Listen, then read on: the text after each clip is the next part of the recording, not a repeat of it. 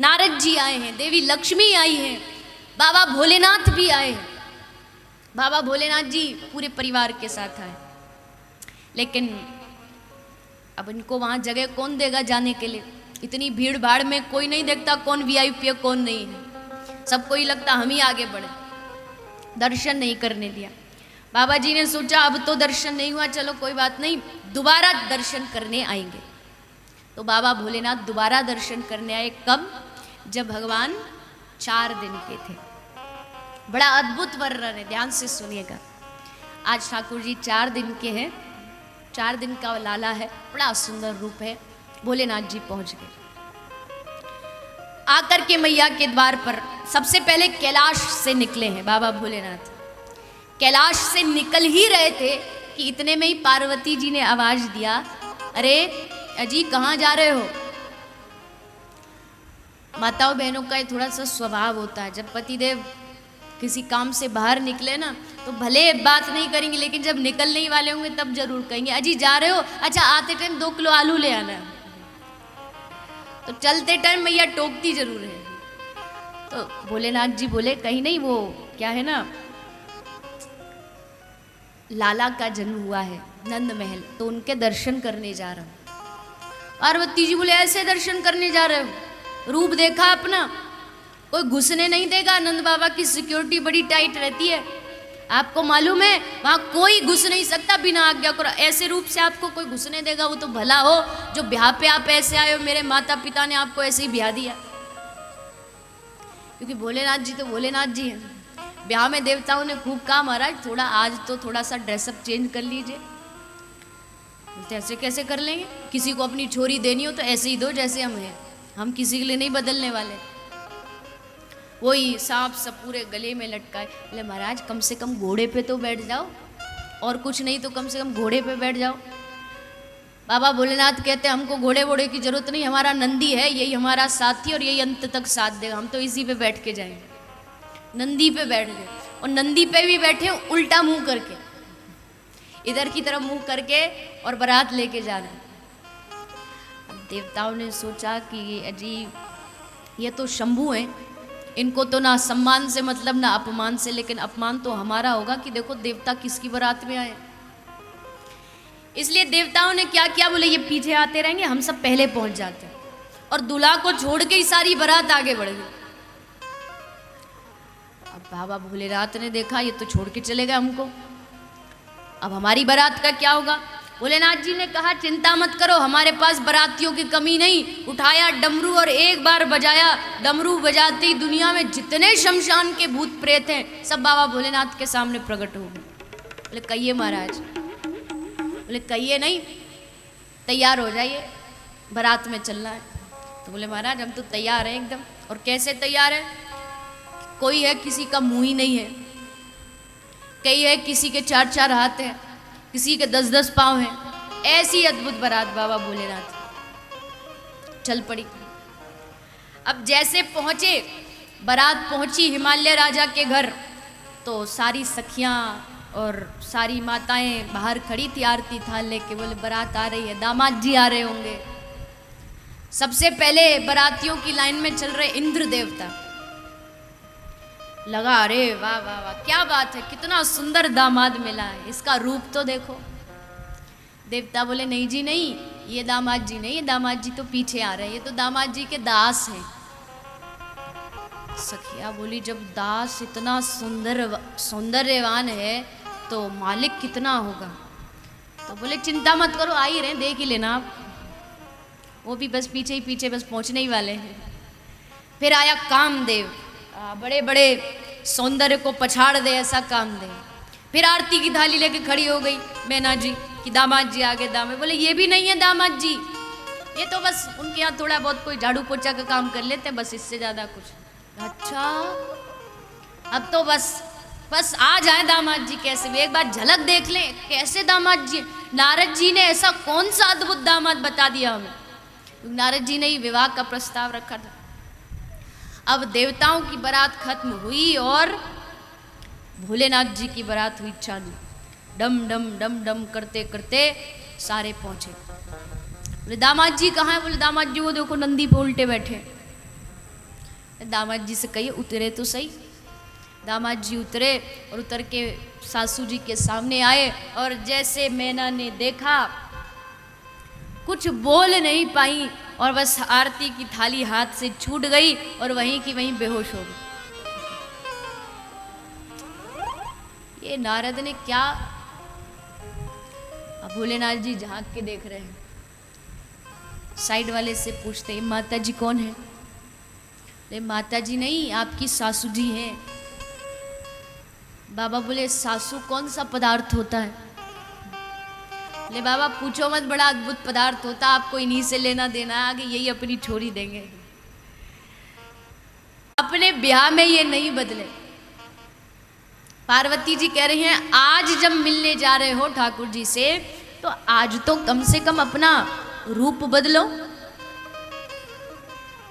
बाबा को लगा कि बात तो ठीक कह रही है पार्वती, क्या पता कोई घुसने दे नहीं घुसने दे।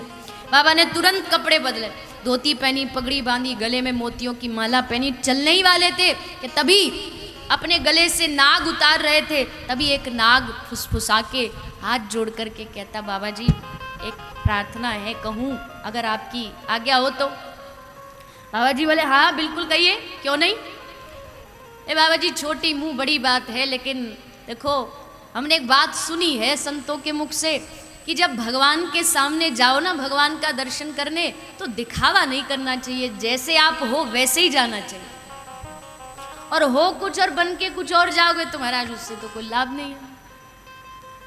बाबा भोलेनाथ बोले वाह मेरे बेटे, ये तू ही मेरा सच्चा साथी और मैं तुझे ही छोड़ के जा रहा हूँ, ऐसे कैसे जा सकता हूँ। बोले बिल्कुल नहीं बिल्कुल नहीं।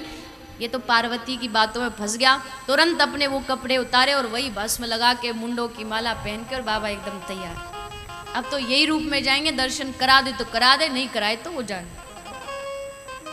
और लेके अपना त्रिशूल बाबा भोलेनाथ आ गए मैया के घर और आकर के जोर जोर से आवाज लगाई अलख निरंजन अलख निरंजन, अरियो मैया दरवाजा खोल दरवाजा खोल।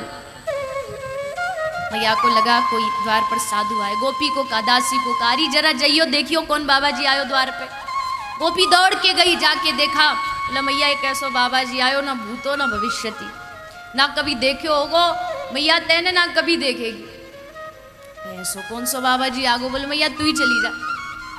मैया बड़े भाव से गई, द्वार पर संत आए घर में तो इससे बड़ा क्या हो सकता।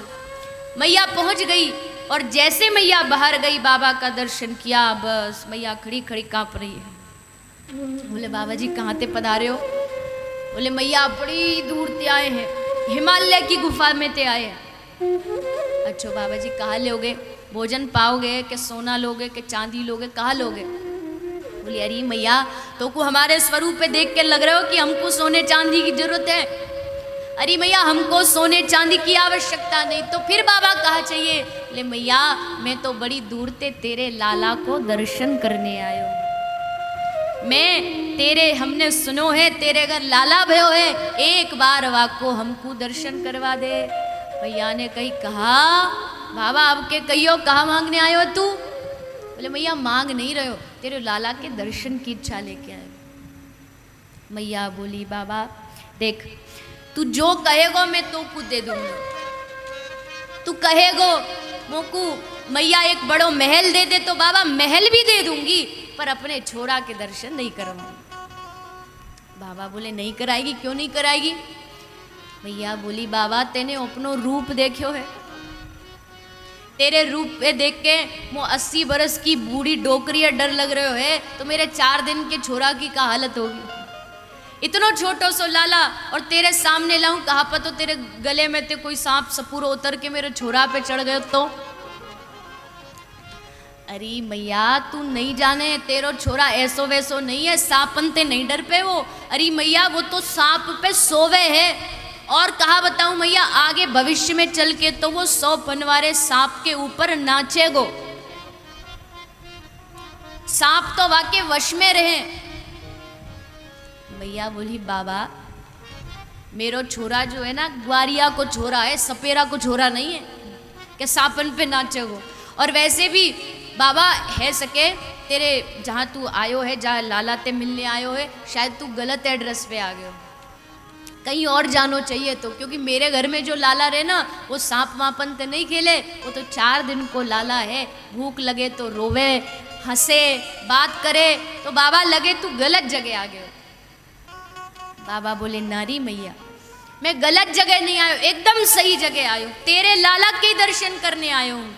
मैया बोली या ब्रज में बहुत लाला है, जा काई के भी दर्शन कर ले। बाबा बोले ना दर्शन तो तेरे ही लाला के करूँगा।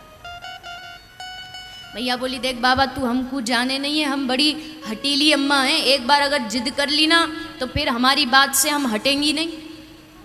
बाबा बोले तो मैया तू भी हमको नहीं जाने, हम भी बड़े हटीले बाबा हैं, एक बार तेरे आंगन में धूनी रमा के बैठ गए ना तो सब दास दासियों को भी लगा दे तो भी हटेंगे नहीं।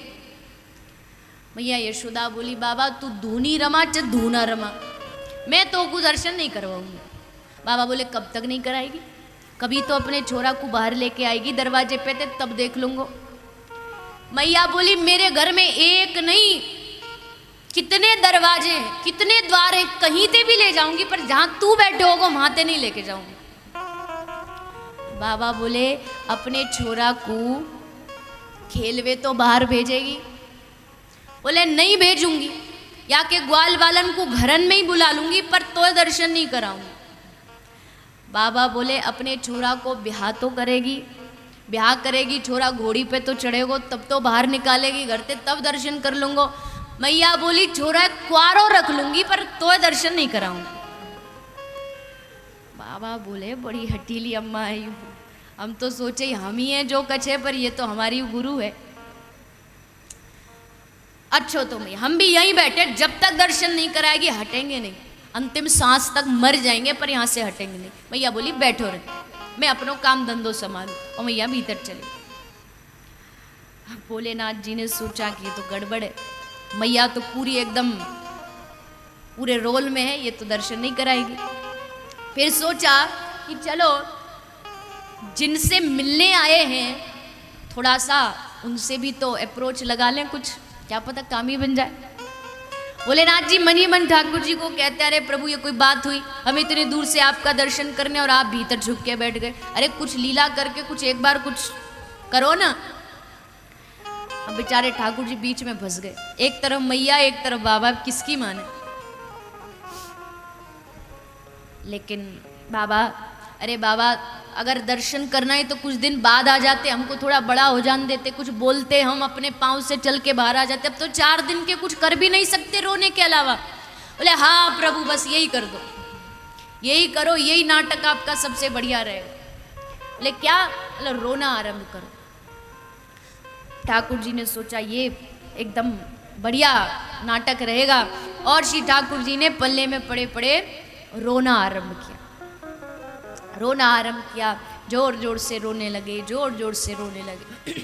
अब देखो कभी कभी बच्चे रोते हैं ना, एक तो होता सचमुच रोना, एक होता नाटक करके रोना। एक नाटक करके जब बच्चे रोते हैं ना तो बड़े ट्यून में रोते हैं, इसका मतलब पक्का नाटक कर रहा है, वो एकदम रिदम में रोते, एकदम ताल में। तो ऐसे ही ठाकुर जी रो रहे हैं। अब जैसे रोने की आवाज आई तो आवाज बाहर गई। अब बाहर गई तो एक गोपी बाहर से भीतर आई, अरे मैया क्या कर रही है, तो को तो लगे छोरा भी पाल लो नहीं आवे, देख छोरा रो रहा है और तू आराम से बैठी है। मैया बोली गोपी कहा करूं, बोले रो रहे हो है तो याकू कछु दूध पिला, कछु माखन मिश्री खिला। मैया ने दूध पिला दियो, अब भी चुप नहीं हुए। मैया खिलौना लेकर के झन झन झन हिलाई, तब भी चुप नहीं हुए। मैया ने पल्ला में झुलाई, तब भी चुप नहीं हुए। गोपी तो चुप ही नहीं है, अब कहा करे। गोपी बोली मैया मोकू तो लगे तेरे छोरा पे कई गोपी ने नजर लगा दी, क्योंकि मैया भूखो हो तो दूध भी पिला दियो चुप है जातो, मैया कछु खेल खिलौना चाहिए तो चुप है जातो, पर मैया ये तो कई गोपी ने नजर लगाई है। मैया बोली अब कहा करे, बोले कहा करे का नजर उतारो या की। बोले कैसे नजर उतारे, बोले जा रसोई थे वो लेके आ, राई नून लेके आ भीतर थे। मैया गई, नमक लाई, राई मिर्ची लाई और लाला की नजर उतारी। आए की पलाए की, अड़ोसन की पड़ोसन की, भूतनी पिशाचनी, यहाँ की वहाँ की, इधर की उधर की, सब मेरे लाला के ऊपर से उतर जाए। अब नजर उतारी। अब नजर उतारने के बाद तो कान्हा कम रोने चाहिए, पर ये और उल्टा डबल हो गए और जोर जोर से रोने लगे। गोपी अब कहा करे, ये तो अब भी चुप नहीं हुए। और गोपी नए नए आइडिया देती जा रही है। बोली मैया देख दूध भी पिला दियो तब भी चुप नहीं भयो, या को खिलौना भी दियो तो भी चुप नहीं हो, नजर उतारी तो भी चुप नहीं भयो। अब तो मैया वो पक्की पतो चल गई बीमारी कहाँ है। मैया बोली कहाँ बीमारी है? बड़ी भयंकर बीमारी है मैया।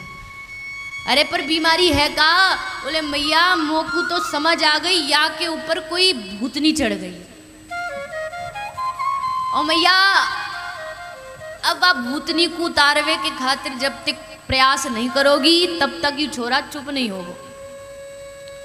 अरे गोपी भूतनी चढ़ गई है तो भूतनी कैसे उतरेगी? बोले मैं थोड़ी उतारूंगी, वाकई नहीं तो कोई बाबा जी कोई तंत्र मंत्र जानने वालों कोई बुलाना पड़ेगा, वो भूत उतारेगा। तो गोपी अब कौन को बुला के लाए? मैं तो काय को जानू नहीं हूँ, भूत प्रेत मो तो पतो भी नहीं कैसे रहे।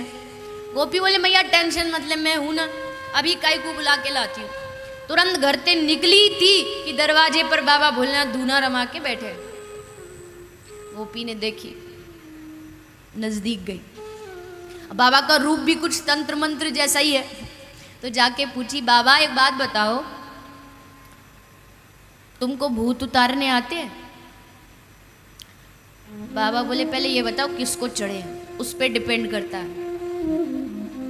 बोले हमारी मैया है ना, वह को लाला है, 4 दिन को बड़े जोड़ते रो रहे हो, हमने सोची कोई भूत चढ़ रहे हैं तो भूत उतारवे वालों कोई बाबा चाहिए, तो तुम तो सीधी बात पे आओ ना, तुम बताओ तुमको आते हैं कि नहीं आते? बाबा बोले हाँ। मन में सोचा कि उधर से नाटक चालू हो चुका, तुम भी कर दो। बाबा जी बोले अरे गोपी क्या बात करती है तू, हमसे पूछ रही भूत उतारने आते कि नहीं आते? अरे गोपी मेरो तो नाम ही भूतनाथ है, मैंने ऐसे बड़े बड़े भूत उतारे हैं तेरे छोरा के ऊपर, इतनो कोई बड़ी बात है? अभी लेके आए चुटकी बजाएंगे और सब भूत उतर जाएंगे। गोपी राजी हो गई और खुश होती होती मैया ओ मैया बाबा जी मिल गए, भूत उतार देगो, एक मंत्र पड़ेगा और सब भूत प्रेत उतर जाएंगे। और कौन सो बाबा जी? बोले मैया कहीं जाने की भी जरूरत नहीं पड़ी, यहीं तेरे आंगन में बैठे हो। मैया बोले ले कराई काम खराब, मैं कब ते बातें लड़ रही हूँ, दर्शन नहीं कराऊंगी नहीं कराऊंगी नहीं कराऊंगी, और तू वाकू जाके क्या ही के छोरा के भूत उतार दे। तेने वाको रूप देखो है, कैसो रूप है वाको? गोपी बोली मैया तो वाके रूप ते कहा लेनो देनो, तू ला जाके लाला को लेके गोद में दूर ठाड़ी है जाइयो, नजदीक मत जाइयो, और बाबा दूर ते ही मंत्र फूंक देंगे और तेरो लाला एकदम स्वस्थ है जाए। अब तो को बाबा अपनो अहम ज्यादा प्यारो है या लाला को स्वास्थ्य ज्यादा प्यारो बता?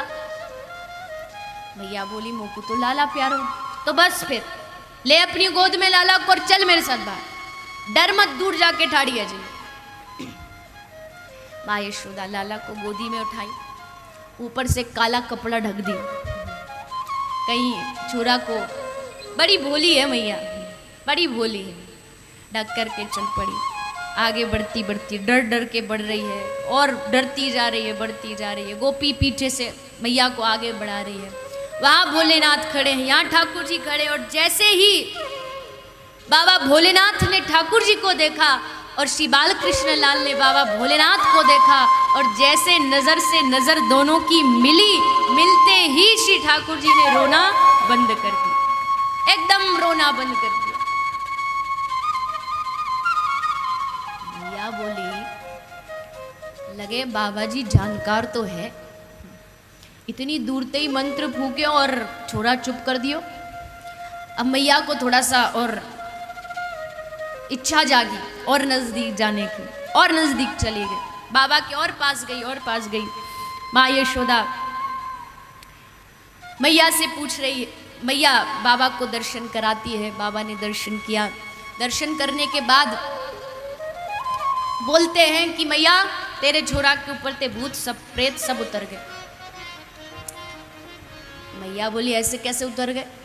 जब तक या के कान में कछु मंत्र नहीं बोलोगे तो दोबारा भूत चढ़ जाएंगे, तो कान में कछु मंत्र बोलो तो सही। बाबा भोलेनाथ ने कान में मंत्र बोला, और जैसे मंत्र बोला श्री ठाकुर जी जोर जोर से खिलखिला करके हंस दिए किसी ने पूछा ब्रजवासियों से कि भैया आप बताओ ऐसा कौन सा मंत्र बोला था कान में। तो बोले भैया मंत्र पंत्र कुछ नहीं बोला, चाचा वृंदावन दास जी का पद है और उसमें कहा कि कान में मंत्र नहीं बोला। बाबा भोलेनाथ ने कान में एक बार श्री राधा रानी का नाम बोल दिया और राधा बोलते ही श्री ठाकुर जी खिलखिला के हंस दी, जोर से हंस दी। भैया बोली हाँ बाबा जी तो बड़ा, देखो अभी तक छोरा रो रहे हो, हंसन लगे हो। मैया की इच्छा और बड़ी। अच्छा बाबा एक बात बता, भूत तो पे उतारने आवे पर तो को हाथ देखनो आवे, भविष्य बतानो आवे? मैया ना ऐसी होती है, एक काम में 10 काम करना चाहती है।